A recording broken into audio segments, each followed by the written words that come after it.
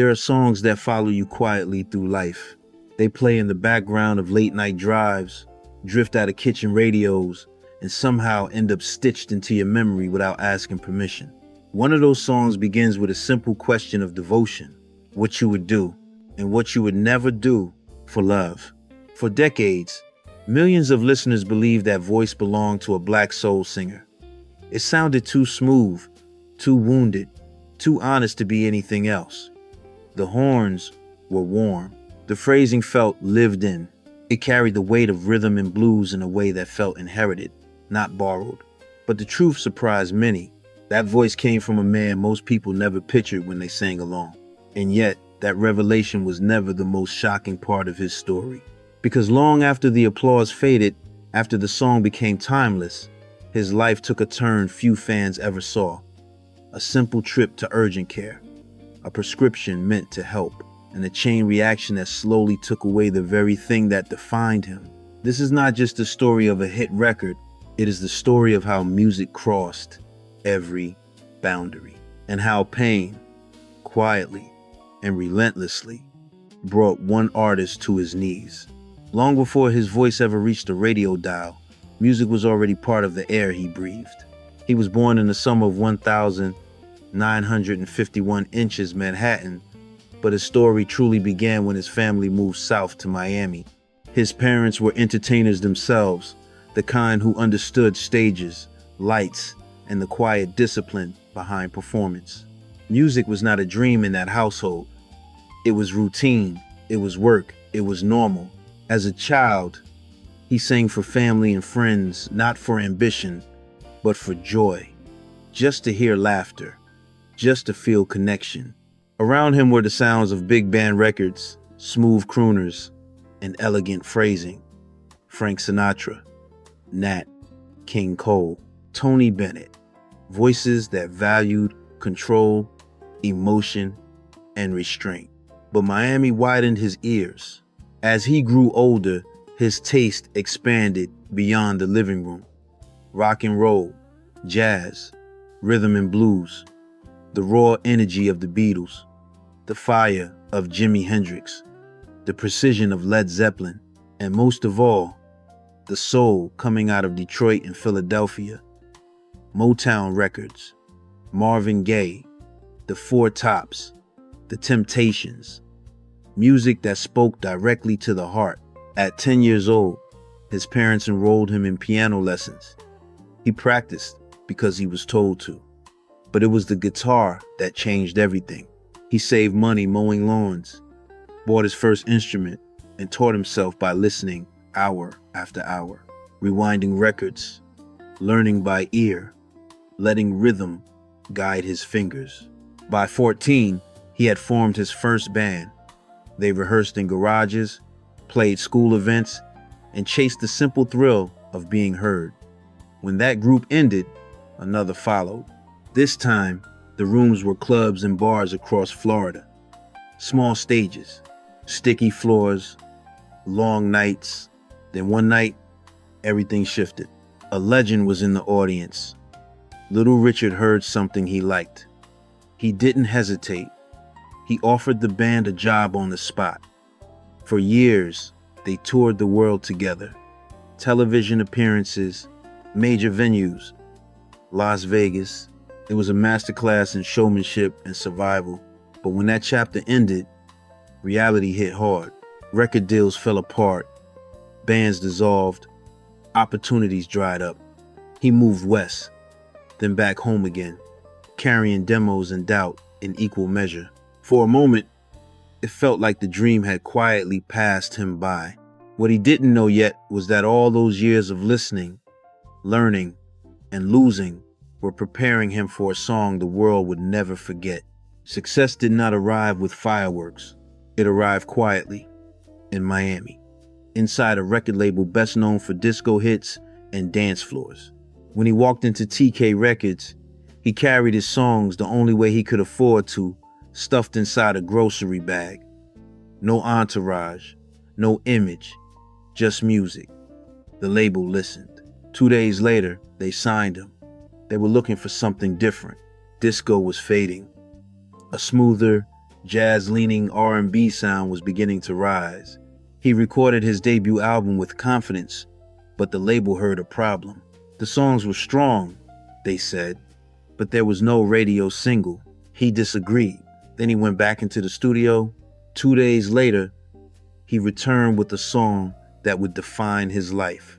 What You Won't Do for Love did not shout. It didn't chase trends. It simply spoke the truth of devotion and restraint, wrapped in warm horns and a melody that felt instantly familiar. When the label heard it, the decision was immediate, but another issue surfaced just as quickly. His sound felt undeniably rooted in rhythm and blues. His audience, they believed, would come from black radio. Yet his appearance complicated everything. Long hair, white skin, a face that did not match the voice listeners were about to fall in love with. So he made a choice that changed the outcome. Instead of putting his face on the album cover, he created distance, a drawn silhouette, a man sitting alone on a bench, no clear features, just mood, just mystery. The label embraced it. When the single was released in September of 1978, the response was overwhelming. The song climbed the charts, crossed formats, and lived comfortably on R&B stations. Listeners didn't ask questions. They felt it. Then came the night that tested everything. In Cleveland, Ohio, he opened for Natalie Cole on her first headlining tour. Thousands of fans filled the venue, almost all of them black. They knew the song. They loved the song. They had never seen the singer. When he walked onto that stage, the room fell silent. You could feel the shock before you could hear it. But 10 minutes later, none of that mattered. The voice was real. The feeling was undeniable. By the end of the set, the crowd was on its feet. That night became a turning point, not just for his career, but for what the music represented. It proved that soul was not owned by appearance. It belonged to honesty. The album went double platinum in the United States. In Japan, it went even further. And the song itself took on a life of its own, echoed, replayed, and reborn through generations. He had crossed the line from artist to timeless. After the first wave of success faded, the spotlight did not disappear, but it shifted. Record labels changed. TK Records collapsed under financial pressure. Deals were rearranged. Promotion weakened. In the United States, his presence on the charts became less predictable. But halfway across the world, something unexpected happened. Japan listened more closely.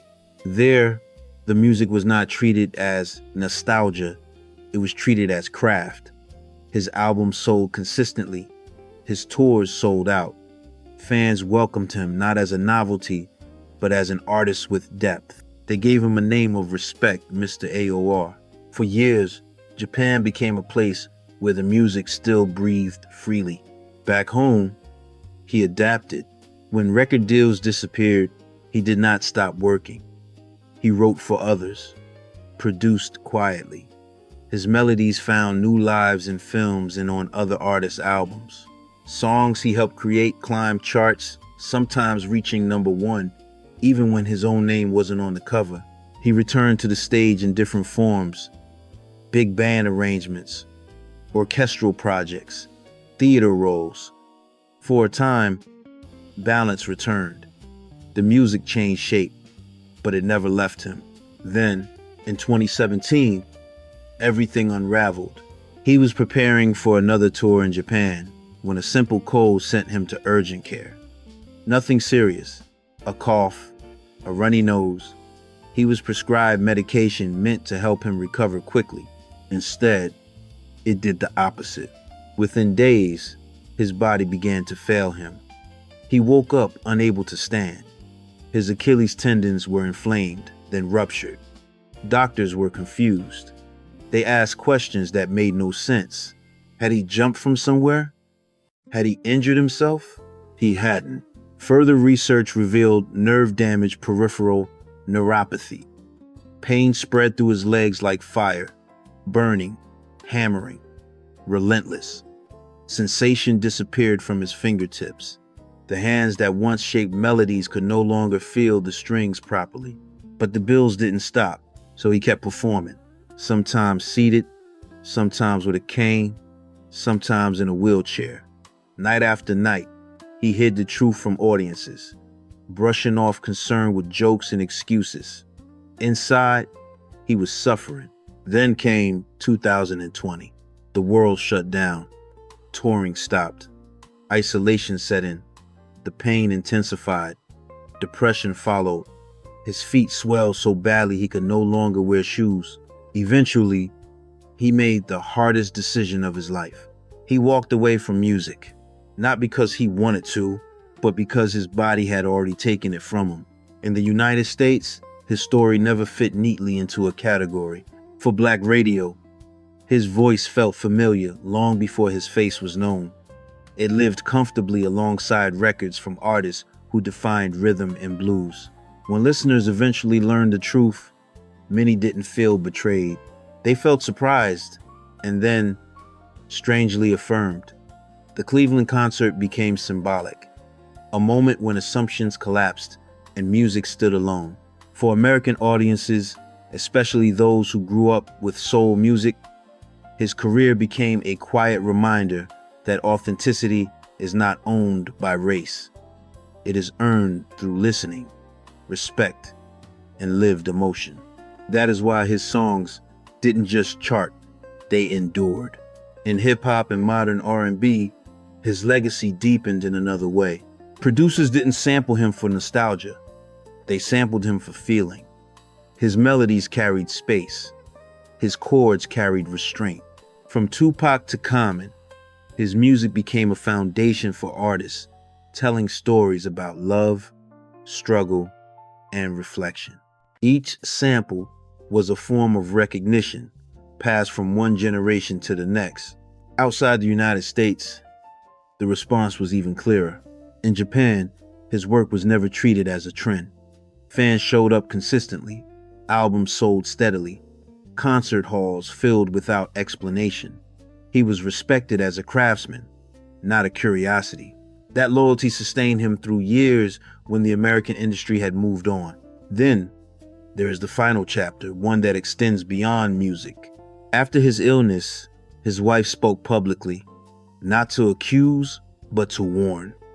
She urged people to read medication labels, to ask questions, to challenge assumptions that prescriptions are always harmless.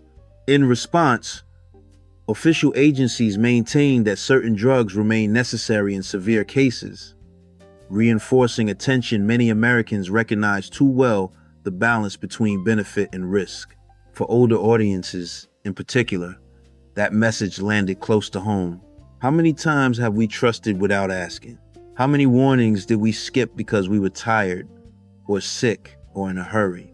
His story became more than a musical biography. It became a quiet, cautionary tale about listening not only to records, but to our bodies, our instincts, and the questions we are sometimes afraid to ask. In the final months of his life, the man who once carried melodies across continents was moving slowly, carefully, one step at a time. He ate less. He lost weight. Pain had become a constant companion. Yet on the morning of his passing, something felt different. He emerged from the bedroom using his walker, alert, present. His wife was relieved to see him upright, moving, alive in a way that felt almost familiar. They sat together. Then, without warning, his body leaned toward her, and just like that, he was gone. After 6 years and 2 months of relentless pain, his suffering ended quietly there in the arms of the person who had witnessed every stage, every triumph, every loss. There were no cameras, no final performance, just silence. He was 71 years old. What remains is not defined by how he died, but by how deeply he lived inside the music. What You Won't Do for Love continues to drift through generations, not as a relic, but as a feeling. It lives in covers, in samples, in late night radio hours when memories feel closer than words. It stands among the greatest love songs ever recorded, not because it was loud, but because it was honest. His legacy also carries a quieter lesson. Read the warnings, ask the questions. Never assume that routine means harmless. His wife spoke out not in anger, but in hope that someone else might pause, might ask a doctor one more question, might be spared a pain that changed everything. And perhaps that is the final gift of his story. That music has no color. That devotion can sound like restraint. And that dignity does not disappear when the lights go out. If this song has ever meant something to you, if it has ever carried you through a moment, share that memory below. And if you value stories told with care, honesty, and respect, consider staying with us. Some voices fade, others never truly leave.